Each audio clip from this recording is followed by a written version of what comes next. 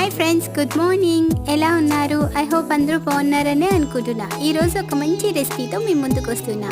బీరకాయతో పప్పు చేస్తున్నాను. ఇది వెరీ టేస్టీగా ఉంటుంది. At the same time very healthy కూడా. పప్పులో హై ప్రోటీన్స్ ఉంటాయి అండ్ బీరకాయలో ఫైబర్ కంటెంట్ ఉంటుంది.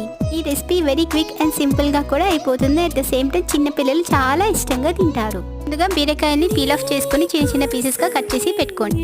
పప్పు బాయిల్ చేసి పెట్టుకోండి. యాక్చువల్లీ ఇది మూంగ్ దాల్ బీరకాయ పప్పు.